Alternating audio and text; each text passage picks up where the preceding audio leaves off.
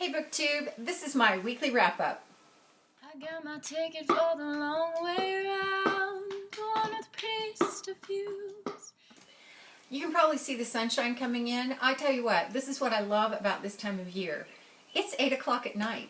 I love that. Now if you live in the UK or up in northern North America, Canada, any place like that, it probably is staying light until, I don't know, 10:30 at night. I have a daughter in Anchorage and I think the sun is starting to not go down up there. But anyway, I love that. Give me lots of daylight. This past week I read 6 books. 3 of those were ebooks. 1 was an audiobook and 2 were print books. And I have about a 50-50 split in terms of great, fabulous 5-star books, and then a 4 and a 3 and a 1. So let me just start with the ebooks. The first one I actually read because I had received an ARC of the second book in the series from NetGalley. When I got it, I didn't realize it was the second book. And honestly, it wouldn't have mattered if I didn't read the first book first, because it's a new adult contemporary. And so with a lot of those series, they almost act as standalones. I mean, you really don't have to read them in order. Well, not knowing that, I went ahead and got the first book on my Kindle. It's called Never Again. It's by Theresa, Paolo, and it's the first book in the Again series. The first sentence of a book ought to grab you, straight off the bat. This book, I didn't even like the first sentence. I read it and I thought, oh, this is not good. And sure enough, the book basically had no plot. I didn't like the characters. This book has gotten some decent ratings on Goodreads, but I don't agree, clearly. So yeah, I gave this book 1 star and I cannot in good conscience recommend it at all.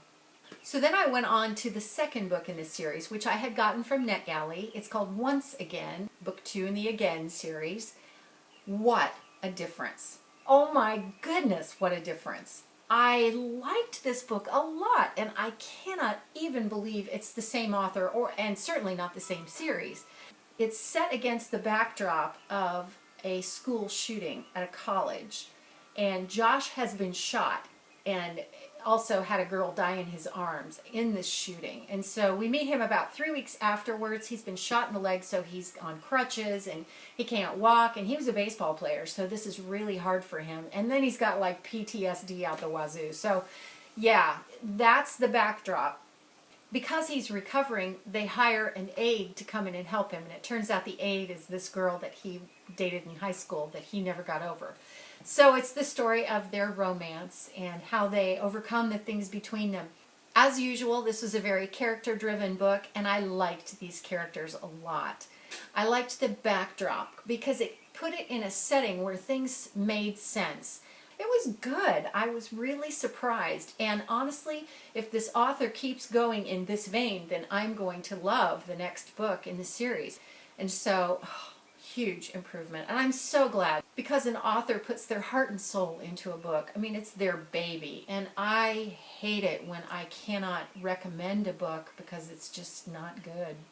This one is. So skip the first one, go straight to the second one in this series. I gave it 3 stars and I recommend it. The next arc that I read was sent to me by the author, David Estes. It's called Slip, and it's his new dystopian. David Estes is prolific, and I want his life, because he traveled the world to write the previous 2 series that he's written, and now he lives in Hawaii, and his wife and he are, I think, running a bed and breakfast. And yeah, and this is where he writes from. So yeah, Slip is his new dystopian, and it is set in a United States where global warming has caused the oceans to rise, and little of the North American continent has been left. And of course, you know, all the Americans have to build a big wall and shut everybody out. And so in order to control the population, you have to wait until someone dies to be given permission to have a child. Inevitably, there are going to be people who are born without the permission of the government. So until they're 2 years old, they're called unbees. And then a slip is a child who is older than 2 years old. The government's very strict about this and goes after these people like they are aberrations. and doesn't even think of them as people. This book had really good dystopian elements. The world building was amazing. It was very vivid. And the pacing kept the plot moving along really well. There were really no lulls in the action at all. I really did love the backstory of the Slip because it progressed very slowly, and this kid has no idea who he is, really. So that whole element was really, really good. It's told from several points of view, all written in third-person perspective, and so you really got inside their head, which was nice. And some of the stuff, it went from a very sweet story in the beginning to a very violent, shocking story as it progressed. There's a plot twist at the end that I never saw coming. Oh my gosh, completely blew me out of the water. So I highly recommend this book. Easy 5-star read, and it's due out in mid-June, so be sure and grab it. If you like dystopian, you will love this story. On audio, I listened to a dystopian called Acid by Emma Pass. I've read probably 3 or 4 dystopians that have been set in the UK, and I have to say, they've all been really good. I don't know if British authors used to know how to do this really well or what, but it was great. Acid is all about Jenna Strong. When we meet Jenna Strong, she is I think she's about 16. She's a murderer. She's killed her parents, and she's in a prison for very, very bad people, and she's the only woman. She was tried as an adult, and she's a bad criminal. And this is set in a dystopian Britain called the IRB, the Independent Republic of Britain. And it's run by ACID, which is the Agency for Crimes, Investigations, and Defense. Yeah. So you have kind of a military group running the government, and then you've got another splinter group that's kind of anarchist, and they just want to blow everything up. And then you've got another group that is like a rebel group working to free everyone from this regime. And they're called Free, and I forget what that stands for, but it's an anagram. This is a complicated story that just keeps your head turning. It is so unpredictable. And I have read some other reviews that have said, oh, I figured it out ahead of time. I don't know. Maybe I'm just dumb, but I didn't figure it out. Oh my gosh. This book just kept going and kept going. So it was written so well. The descriptions, once again, the world building, I was right there. You know, I could smell the moldy books in an abandoned library. I felt the freezing cold mist in the Orkney Islands. I think the character development was excellent, and I have to say one of the reasons I really liked Jenna's character was the fact that she was very flawed. And I don't mean flawed in the sense that a lot of dystopian heroines and badasses, because she is one, are flawed. I don't mean that, because I think that they tend to overcome and they conquer the big bad thing or whatever it is. She, you know what? She would have failed if she hadn't had some help, because she didn't always make great decisions. She was very often flawed in her judgment. She would lie to people because she thought that that was for their benefit and the benefit of the situation at large. Wasn't always the case. She wouldn't have gotten out of some of the scrapes she was in had she not been kind of saved. So I love that about her. She had some grit about her, and I thought that lent a huge dose of realism to the story. Made it a whole lot more believable. My only problem with this book was that I find this in a lot of books. I don't always understand why it is that the head, the absolute top official in the government, wants our main character dead. Like, why? You know, so that always bothers me because it's not always made clear. But you know what? I forgave it. I didn't care. The story was so good that I just looked past that. It was one little flaw, and I gave this book 5 stars. I thought it earned every one. It was a great dystopian, great adventure, fabulous main character. You should read it.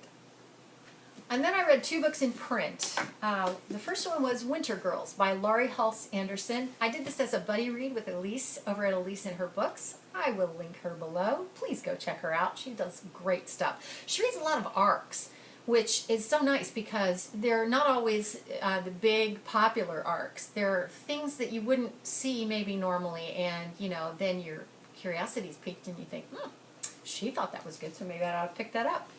Well, Wintergirls is all about anorexia. and it's hard to read. But I have to tell you that Laurie Halse Anderson has outdone herself in the way that she wrote this book. The writing is not just good writing, but the little devices that she uses to tell the story are pretty amazing too. She kind of does a little bit of the same thing that Tahara Mafi did with Shatter Me. She'll write something and then she uses crossed out words, and then there are sometimes where there's smaller print kind of off to the side in the margin, and you get the sense that it's whatever's running through the back of our main character's mind. It's kind of just hanging there, bugging her. It is unbelievably well written. I cannot rave about it enough in that respect. You really get inside the head of this girl who has serious anorexia, and she is also a cutter. I don't know how Laurie Halse Anderson did it. I don't know how she did it, but I felt like I came to understand this girl in a way that I have never understood anorexia. So, highly recommend this. If you can, pick it up and read it. It is amazing. 5 stars. And the last book I read in print. It's called Angel Eyes by Shannon Dittemore. This is your basic paranormal romance about angels. Except, I got about halfway into this and realized this is Christian fiction. And I thought that was kind of awesome, actually. I did not know that about this book going in. And so if you're not a Christian and you are put off by that kind of thing, you'll probably hate this book because it really does take the paranormal romance and put that spin on it. It's not overbearing, it just kind of slides it in a couple of places, and it really gives you, actually they're really kind of cool insights. But it definitely has that bent, so if you don't like that, you will hate this. But I loved it. I really loved it. I was so surprised. The main character is dealing with the death of her best friend. She feels some responsibility for that, and then we have a boy at her school. He's a new kid, and he is the love interest. And then we have this whole supernatural angel thing going on. And, you know, it was entertaining as angel books go, but I have to say that I really liked that little extra little sprinkling of God in there. This is the first book in a series, the Angel Eyes series. And I gave it 4 stars. So that was my week. Kind of emotionally taxing, actually, with all that population control and, you know, anorexia and social issues, all that kind of thing, school shootings. But this week I'm hoping things will just calm down. I have a couple things that I want to read, and one thing I'm in the middle of reading. If you've read any of these books, then please let me know what you thought of them. I would love to hear your opinions, especially on that first book that I didn't like. If you liked it, please tell me why you did. I mean, maybe I should read it again. I don't know. But anyway, I will see you on Friday with Friday Reads, and until then, thank you so much for watching. When I'm gone, you're gonna miss me when I'm gone. You're gonna miss me by my hair, you're gonna miss me everywhere. Oh, you're gonna miss me when